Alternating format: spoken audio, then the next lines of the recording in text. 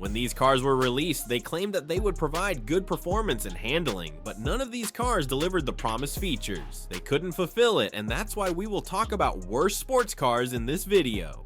Number 15. 5th Gen Chevy Camaro. At first glance, the 5th Gen Camaro looked like a dream reborn, a retro-futuristic muscle car wrapped in aggressive lines. But underneath the bold styling, it was a bloated, heavy machine plagued by poor visibility, clumsy handling, and an interior that felt like an afterthought. Despite its 6.2-liter V8 in SS trim, the car's nearly 4,000-pound curb weight dulled its performance. The cabin was all hard plastics and confusing ergonomics, including a tiny steering wheel and deeply recessed gauges. Released in 2010, it made noise, literally and figuratively, but the excitement wore off quickly. The Camaro's looks promised speed and style, but in reality, it drove more like a big, thirsty cruiser than a true sports car. Number 14. McLaren Senna. The McLaren Senna was meant to be the pinnacle of track-focused engineering, named after one of the greatest F1 legends. But what we got was a brutally fast yet divisive machine with styling that split the car world in two. Introduced in 2018, the Senna's 4.0-liter twin-turbo V8 pushed 800 PS, and yes, it could fly on track, but off the track it was a jarring, joyless experience. The ride was punishing, the cabin sparse, and the visibility atrocious. Worst of all, it lacked the emotional connection that a car with Ayrton Senna's name should have had. For $1 million, buyers expected art, but many said it looked like a science project gone wrong. Number 13. Remac Never. The Remac Never is undeniably fast. A 1,914 horsepower electric hypercar that smashes 0 to 60 in under 2 seconds. But is speed everything? Released in 2021, the Nevera may dominate the drag strip, but its lack of engine sound, mechanical character, and raw emotion leave driving purists cold. It's packed with tech, but tech can't replace soul. The Nevera's digital interface and all-wheel torque vectoring make it feel more like a simulation than a sensation. It's the ultimate proof that performance alone doesn't make a great sports car. Despite the buzz, many feel it's more computer than car. A cold, silent blur in a world where sound, feel, and driver engagement matter just as much as numbers.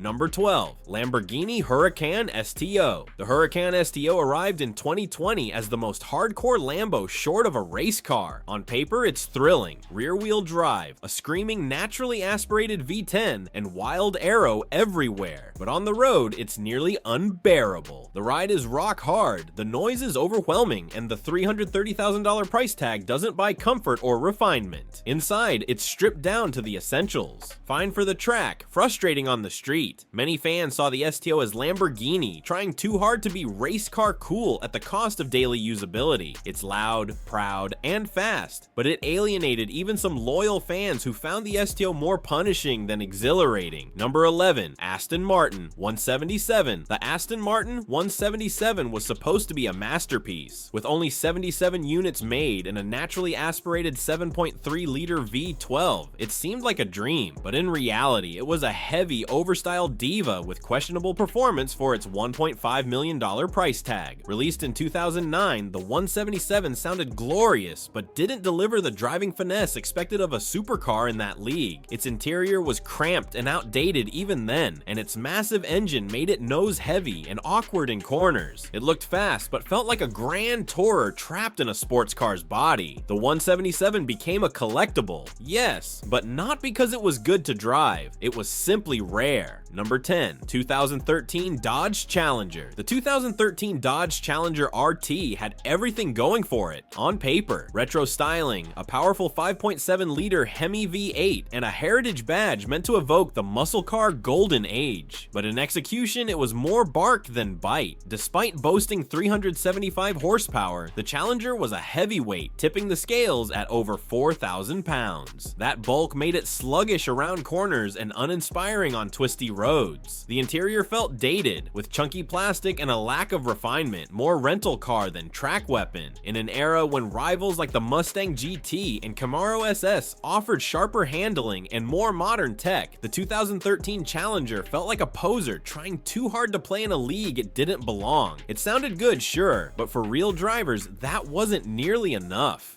Number 9. BMW i8. The BMW i8 looked like it drove straight out of the future. Sleek, low, and aggressive, it turned heads wherever it went. But under that eye-catching carbon fiber reinforced plastic skin was a hybrid powertrain that left performance enthusiasts scratching their heads. Introduced in 2014, the i8 combined a tiny 1.5-liter 3-cylinder engine with an electric motor to produce a combined 369 horsepower. That might sound decent, but in the realm of sports cars, especially one that cost over $140,000, it was underwhelming. The acceleration was average, and the driving dynamics were more suited for boulevard cruising than spirited driving. BMW pitched it as a bridge between electric efficiency and sports car thrills, but in reality, it was neither thrilling nor truly green. The i8 became more of a tech showcase than a true driver's car, style over substance in its purest form. Number 8. Audi TT. By the time the third-generation Audi TT arrived in 2014, it had lost its identity. Once praised for its fresh design in the early 2000s, the TT had become generic, both in styling and driving feel. Despite its 2.0-liter turbocharged engine and optional quattro all-wheel drive, the car failed to deliver a truly engaging sports car experience. The steering felt numb, the handling too safe, and the acceleration adequate but never exciting. Even the higher performance TTS and TTRS versions struggled to stand out in an increasingly competitive market, while Audi tried to push it as a luxury performance coupe. By the time the TT was discontinued in 2023, it had become clear it was more of a style piece than a true enthusiast's machine. It looked good in your driveway, but few drivers ever took the long way home in it. Number 7. Fisker Karma. The Fisker Karma is a case study in how ambition without execution can lead to disaster. Launched in 2011 as a luxury plug-in hybrid sports car, the Karma had futuristic design and eco-conscious appeal, but underneath its stunning exterior was a deeply flawed machine. It used a GM-sourced 2.0-liter turbo engine to generate electricity, paired with electric motors driving the wheels, yet it offered neither good range nor spirited performance. It was slow, unreliable, and prone to software issues and battery fires. The interior was cramped and poorly finished, despite its six-figure price tag. Worst of all, it handled like a boat on land, heavy and disconnected. Production ceased after just 2 years, and the company went bankrupt. Today, the Karma is remembered more for its failures than its promises. A beautiful mistake in the sports car world.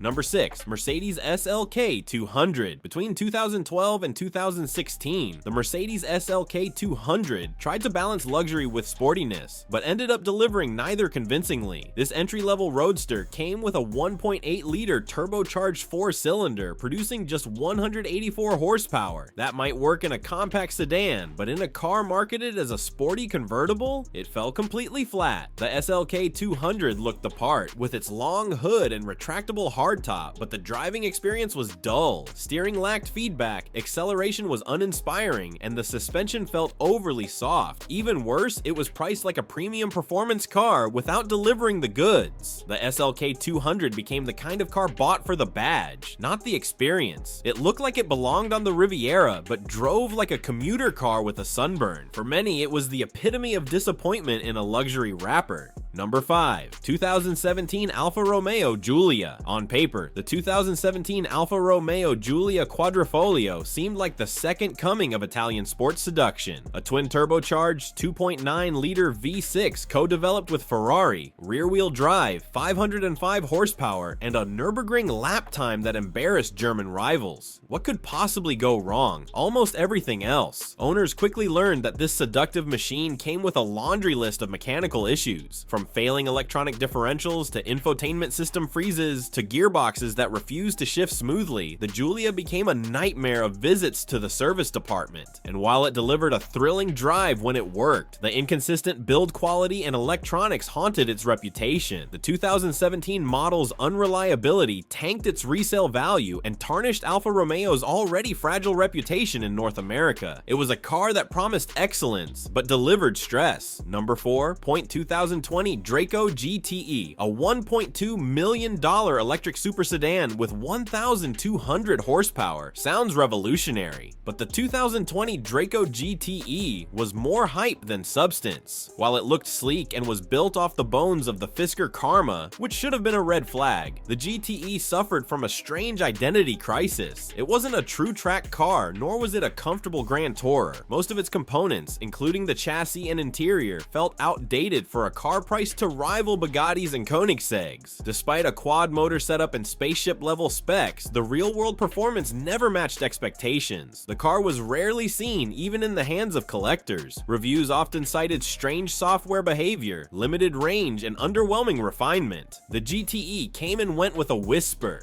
not the bang its creators had promised. A classic case of a car trying to be everything and failing at all. Number 3.2024 Aston Martin Valkyrie. The Valkyrie was supposed to be the pinnacle of road-legal Formula 1 tech, and while its 2024 release wowed with numbers, a naturally aspirated V12 revving to 11,100 RPM, 1,160 horsepower, and extreme aerodynamics, the execution proved deeply flawed. First off, comfort was non-existent. Getting in and out of the Valkyrie was akin to crawling through a jet engine intake. The interior felt like a stripped-out race car, which would be fine if it weren't meant for millionaire collectors trying to justify a $3 million price tag.